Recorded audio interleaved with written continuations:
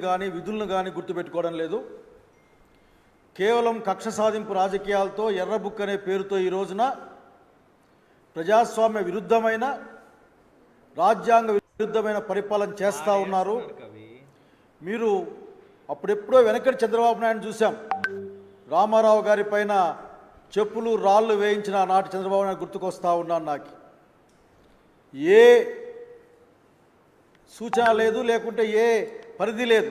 అధికారం కోసం ఎంతకైనా తెగిస్తాడు చంద్రబాబు నాయుడు అని చెప్పడానికి రామారావు గారి పైన ఇదే వైస్రాయ్ హోటల్ నుంచి చెప్పులు వేయించిన సంఘటన ఒక పెద్ద ఉదాహరణ.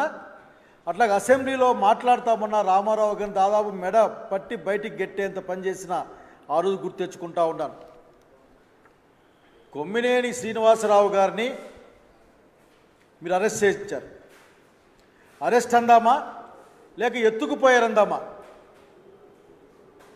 మొత్తం మీద ఆంధ్రప్రదేశ్ పోలీసు వాళ్ళు కొద్దిమంది అతి ఉత్సాహంతో శ్రీనివాసరావు గారిని ఇక్కడికి తీసుకెళ్లారు. తుళ్ళూరు స్టేషన్లో పెట్టారు. అసలుకి మీకు ఏదైనా కానీ నేను అధికారులను కోరుతా ఉన్నా, నేను నిజంగా అత్యంత ఉత్సాహంతో పనిచేస్తున్నా, అతి ఉత్సాహంతో పనిచేస్తున్నా అన్నది కూడా నేను కోరుకుంటా ఉన్నా. ఒక్క నిమిషం ఆగండి. మీరేమీ ఆకాశంలోంచి ఊడిపడలేదు చంద్రబాబు నాయుడు గారు లేక మీరు. రాజ్యాంగబద్ధంగానే అందరం పరిపాలించాల్సి ఉంటుంది. 3 సంవత్సరాలు 7 సంవత్సరాల కంటే తక్కువ శిక్ష పడే ఆరోపణలు ఉన్నప్పుడు 41 నోటీస్ ఇవ్వాలి అన్నది సుప్రీంకోర్టు గైడ్లైన్స్. మీకు పట్టదు. మీ యొక్క రాజకీయ పొలిటికల్ బాసుల యొక్క ఆ నవ్వులకే మీరు పొంగిపోవాల్సి వస్తుంది. వారి మొహంలో కళ చూడడం కోసం మీరు ప్రయత్నం చేస్తూ ఉంటారు. 70 ఏళ్ళ పైబడ్డవాడు, ఎటువంటి చెడ్డ చరిత్ర లేనివాడు, ఇప్పటికే చంద్రబాబు గారు మీ చేత పలుమార్లు బాధించబడ్డవాడు. అతన్ని మీరు ఇక్కడ తీసుకెళ్తే కనీసం ఈ తెలంగాణ రాష్ట్ర పోలీసులకు కూడా స్పష్టంగా చెప్పలేదన్నది మా దగ్గర ఉన్న సమాచారం. సుప్రీంకోర్టు ఏం చెప్పిందో మీకు గుర్తుకుందా? ఒకసారి చదవండి. ఊరకనే ప్రజల్ని భయపడించడం కాదు. ఈరోజు ఏదో మాట్లాడుతూ సూపర్ 6 ఇచ్చేసా, అయిపోయినాయి, అమలు అయిపోయినాయి. అసలు చెప్పడానికైనా కానీ నాకు రాజశేఖర రెడ్డి గారు గుర్తుకొస్తూ ఉన్నారు. రాజశేఖర రెడ్డి గారు అసెంబ్లీ ఇట్లానే వాళ్ళు చెప్పడానికి మీకైనా అది ఉందా అని. అతను నీ ఫ్రెండ్గా, అతను నీకు సరిసమానం కాబట్టి, లేకుంటే నీ సమాన వయసు కాబట్టి నా మాట అనగలిగాడు. నేను అనలేకపోతా ఉన్నా. నీకు అది ఉందా అని ఆయన అంటాడు ఆఖరికి ఆ రోజున. ఈ రోజున కొమ్మినేని శ్రీనివాసరావు సంఘటనని ఎంత జుగుప్సాకరంగా మాట్లాడావు, ఎంత జుగుప్సాకరంగా మాట్లాడేసరికి వినడానికి అసహ్యం వేస్తుంది. ఆడపిల్లకాయలను అడ్డం పెట్టుకొని రాజకీయం చేసే ప్రయత్నమా నువ్వు? టీవీ డిబేట్లలో ఒక వ్యాఖ్యాత ఏదైనా వ్యాఖ్యానిస్తే ఆ వ్యాఖ్యాతకు అక్కడ దాన్ని నడిపించే వారికి కూడా సంబంధం ఏంది? నవ్వాడట. సుప్రీంకోర్టులు చెప్పారు, మీ మొహం మీదే నవ్వారు సుప్రీంకోర్టు జడ్జి, గౌరవ జడ్జిలంతా. ఆఖరికి చంద్రబాబు నాయుడు గారు మీ లాయర్ల మొహం మీద నవ్వితే మీ మీద నవ్వినట్లే గుర్తుపెట్టుకోండి. కుట్ర పన్నాడట. కుట్ర మీ దగ్గర ఉంది. కేవలం ఆడబిడ్డల పేరు పెట్టుకొని వాళ్ళని రెచ్చగొడుతూ ఆ ముసుగులో మీరు సాక్షి ఆఫీసుల పైన దాడి చేసి చూడడం అన్నది చూసాం. బహుశా మీకు సాక్షి అంటే దడ. సాక్షి పేపర్ చూస్తే వణుకు మీకు. మీ యొక్క అబద్ధాన్ని, మీ యొక్క నిజస్వరూపాన్ని బట్ట బయలు చేసే ఒక వేదిక ఈ రోజున సాక్షి పేపర్ కానీ టీవీ కానీ. మిగతా వాళ్ళని మీరు భయపడిస్తారు, ప్రసారాలు ఆపేస్తారు. ఎక్కువ మాట్లాడితే మాస్టర్ కేబుల్ ఆపరేటర్లు బెదిరిస్తారు. మీరు ఈ రోజున సాక్షి నోరు మూయిద్దామని మీ ప్రయత్నం సుప్రీంకోర్టు మొహం మీద కొట్టలు తీర్పిచ్చింది. ఈ రోజున వెంటనే విడుదల చేయండి. మీ యొక్క విషయాలు తెలుసు. పేపర్లు రాలేదని, లేక సాయంత్రం అయిందని, లైట్ లేదని, ఇటు రకరకాలుగా మీరు మాట్లాడతారు. అందుకనే సుప్రీంకోర్టు మీ యొక్క కథలన్నీ తెలుసు కాబట్టే వెంటనే విడుదల చేయమని మీకు ఆదేశాలు ఇవ్వడం. బాబు గారు ఎన్ని మాటలు మాట్లాడారు? మీ స్థాయిలో మాట్లాడాల్సిన మాటలేనా? అసలు రామారావుకు వెన్నుపోటు పొడిచిన చంద్రబాబు నాయుడు గారే గుర్తుకొస్తా ఉన్నారు నాకు ఈ రోజున. ప్రజల ఆకాంక్షలకు మీరు ఇచ్చిన వాగ్దానాలకు వెన్నుపోటు పొడిచి అది ఎక్కడ బయటకు వస్తుందో అని శ్రీనివాసరావు గారిపై ఉన్న పాత కక్షలను దృష్టిలో పెట్టుకొని 70 ఏళ్ళ ముసలివాడిని చూడకుండా అంత దుర్మార్గం. సాక్షి ఆఫీసులు ఏం చేశాయి? ప్రతి ఊర్లో దాడి. ఏమని? ఏం సంబంధం? శ్రీనివాసరావు గారికి ఏం సంబంధం? ఆ సాక్షి యాజమాన్యానికి ఏం సంబంధం? ఈరోజు మీరు మాట్లాడితే విన్నా నేను. ఈరోజు మీరు మాట్లాడితే నేను విన్నాను. సూపర్ 6 అమలైపోయిందట. ఇంకెవరైనా సూపర్ 6 గురించి మాట్లాడితే నాలుక అని ఆపాడు. మరి మందం అన్నాడు. ఆ మందం మీ ప్రభుత్వానికి, మీ కూటమికి చంద్రబాబు నాయుడు గారు ఆ చర్మం ఏమన్నా మందంగా మారేది మీకే అన్న సంగతి గుర్తుపెట్టుకోమని కోరుతున్నా మీ ప్రభుత్వానికి. అసలు మీకు ఏది పరిగణలోకి రాదు. మీకు ఇట్టని ఉన్న అబద్ధాలు చెప్తారు.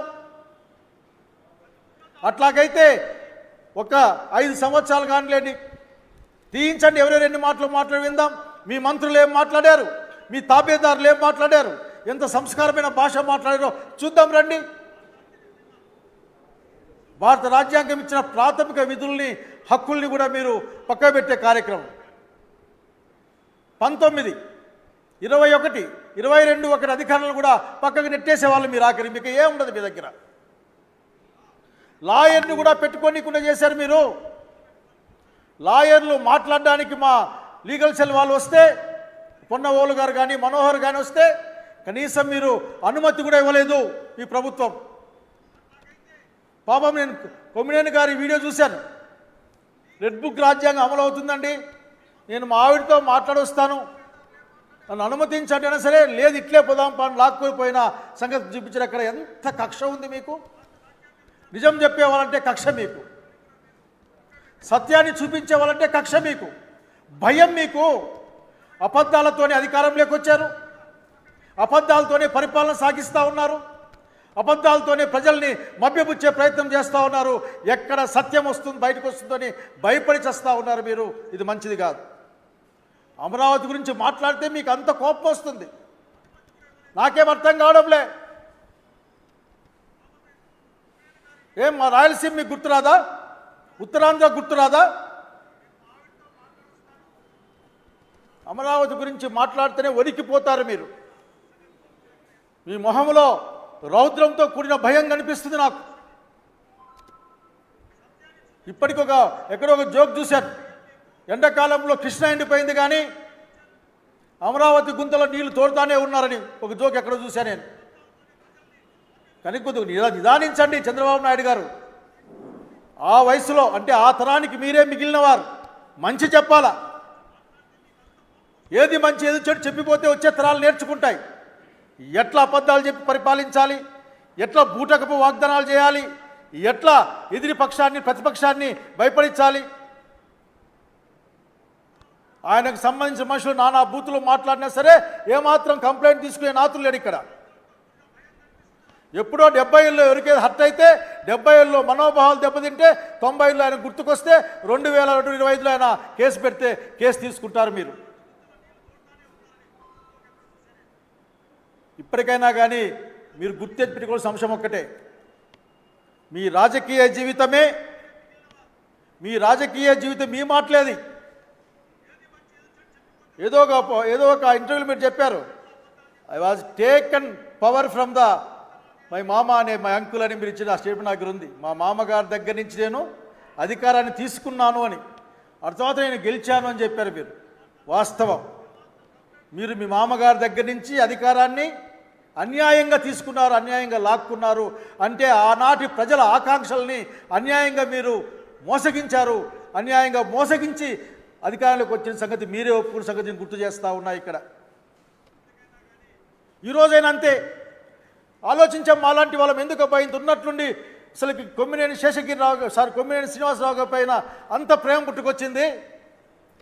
అడక్కనే తుళ్ళులు తీసిపోతూ ఉన్నారే పాపం హైదరాబాద్ నుంచి. ఏమంత గొప్ప విషయం అనుకుంటే మీ గుండెల్లో రైళ్లు పరిగెత్తాయి. 4వ తారీఖున మీరు చేసే వెన్నుపోటును గుర్తు చేస్తూ ప్రజలతో వెన్నుపోటు దినాన్ని జరిపామో లక్షలాది మంది ప్రజలు రోడ్డు మీదకి వచ్చారో, లక్షలాది గొంతుకులు మీకు వ్యతిరేకంగా నినదించాయో దాన్ని చూసి తట్టుకోలేక ఆ వాస్తవాన్ని చెప్పే సాక్షిని కొమ్మినేని గారిని అట్లాగే మిగతా అందరినీ బెదిరించే కార్యక్రమమేనా? ధైర్యం ఉంటే సత్యాన్ని ఒప్పుకోండి. సత్యాన్ని ఒప్పుకునే ధైర్యం మీకు లేదు. ప్రాథమిక హక్కులంటే మీకు లెక్కలేదు. మీకు తెలిసినంత ఒక్కటే, అధికారాన్ని కాపాడుకోవడం ఎట్లా, అధికారంలో ఉండడం ఎట్లా, అధికారంలోకి రావడానికి ఏ మాట అయినా సరే చెప్పి ముందుకు పోవడం ఎట్లా, ఇవి తప్ప మాకేం కనపడడం లేదు.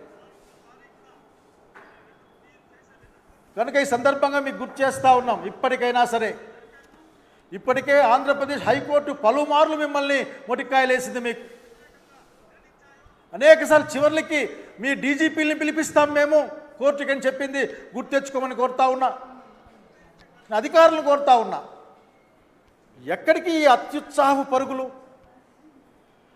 ఈ రాష్ట్రానికి ఏం చేద్దామని, లేక ప్రజలకు ఏం చేద్దామని? మీ లాకప్పుల్లో నిందితులు ఆత్మహత్యలు చేసుకుంటా ఉన్నారు. మీ లాకప్పుల్లో మనుషులు చనిపోతూ ఉన్నారు. ఎక్కడ చూసినా అశాంతి ఉంది, భయం వేస్తూ ఉంది, ప్రజలు భయంతో బతుకుతూ ఉన్నారు. కనుక పోలీస్ అధికారులు అడుగుతూ ఉన్నాయి మిమ్మల్ని, అత్యంత గొప్ప చరిత్ర ఉంది ఆంధ్రప్రదేశ్ పోలీస్ యంత్రాంగానికి, ఎందుకు ఈ విధంగా అవుతున్నారో నాకు అర్థం కావడం లేదు.